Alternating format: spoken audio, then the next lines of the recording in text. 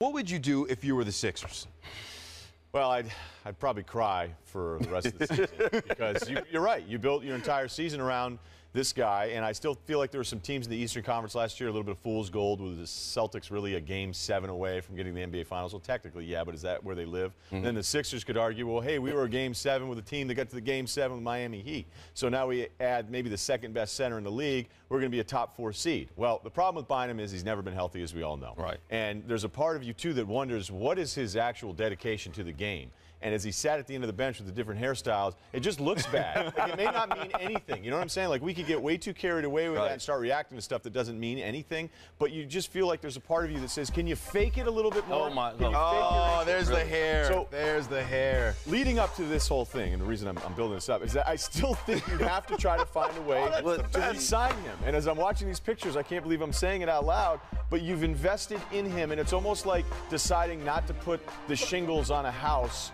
because you've already spent money on framing it out. So you can either get the house finished or you can walk away from it. And I feel like because of the assets and the way this league works, the NBA is easily the most difficult league in sports to fix your roster. So when you have an asset like Bynum, even though he doesn't feel like one right now, you have to kind of find a way to protect that asset and see if you can develop something with it a little bit later on. So you might want to give him a one-year deal. If he says no to that, you can offer him a 5. Other teams can offer him a 4, but I still would stay in the game. I would not, after this news, say, okay, we are done with Bynum if I'm Philadelphia. By the way, I heard about half of what you said. I was so distracted by the pictures. We can get the podcast. I mean, yeah. Download the podcast. I like your house analogy right there. I'll use that because I think he has the foundation. He's a 7-footer. You can't teach 7 foot, like you said. He can be a very capable, very good basketball player, second best center in the NBA. But despite the foundation, I just don't think he has what's inside that house right now. He doesn't have the heat. He doesn't have the air conditioning.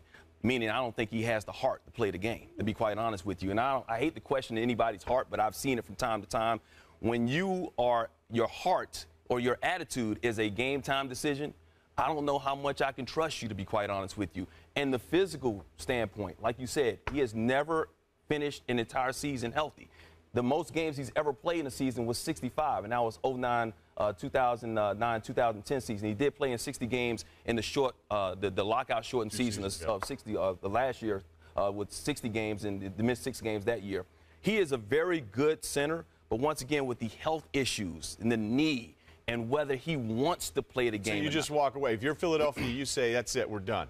It's hard to just walk away. I got to see where his knee is, first of all. How well is he physically?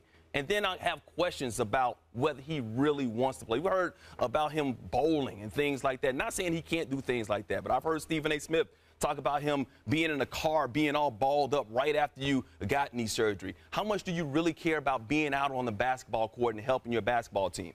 It put the Philadelphia 76ers in a bind because they had expectations this year, and the big expectations was because they got this big guy in the middle as their centerpiece, no pun intended there.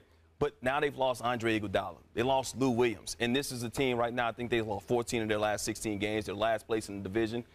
They got to make do some soul searching. They got to make some huge decisions this offseason and decide, you know what kind of contract are we going to offer Andrew Bynum? No way in heck do I believe that any general manager in the NBA worth his salt is going to give him a max deal now.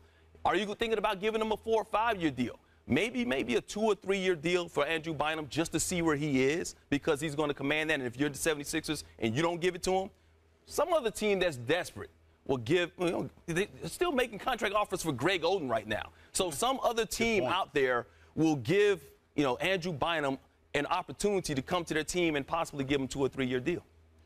It's either going to be a 1-year deal or a 4-year deal. Now, Philadelphia can give him 5. Every other team can only give him 4 with the new CBA. But I'd be wondering if he would take a 1-year deal at less money just to see where he's at. And here's the problem. If he signs for a 3 or 4-year deal, what? Go ahead. Why would he do that? I mean, if he's going to get a multi-year offer from anybody, he's got to go with the multi-year deal, right? Well, that's what would scare me if I was another team, because if I offered him 3 years and he said yes to 3 years, $30 million, that tells me that he knows he's toast. And then I'd probably want to pull that offer because players have done that in the past. Players have said, yeah, sure, I'll sign that offer, knowing full well they don't have anything left. But you're right. The Greg Oden point's a great one because we are desperate, at least these guys in this league are desperate for big men. If Okafor can get $72 million, right. If Nene can get $60 million. JaVale McGee didn't do anything except make terrible plays, and he got $44 million. JaVale McGee is a pretty good player. He just has some bone. He's up and down. Up and down. He's follies, but at the same time, I think he's a good player. Okay, but he still got that $44 million before he showed some improvement this year with Denver. So he just got it for being big. So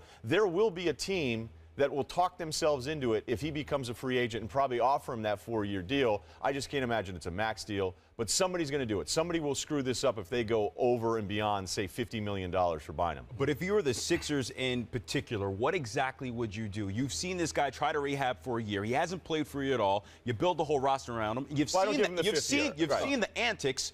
What would you do? I wouldn't give him the 5th year because no other team can do that, okay? Right. So if he comes back to me and says, hey, you know, one of these terrible teams decided to throw me 4 years and $50 million, I go, all right, let us know how much, you know, can you return some sweatshirts, and we'll let you get out of here. You know who's happiest about all of this, that Andrew Bynum's not playing this season? Dwight Howard. Can you imagine the criticism he would have received? And he's receiving a lot of criticism in L.A. Sure. But can you imagine the criticism? He would have been run out of L.A. if Andrew Bynum would have gone to Philadelphia and balled out because a lot of Lakers fans did not want to lose Bynum because, you know, for the trade, they didn't think that he was a better center. They thought that Andrew Bynum was a better center than Dwight Howard. So can you imagine what would have happened if that would have happened? So Dwight Howard is probably, you know, smiling right now.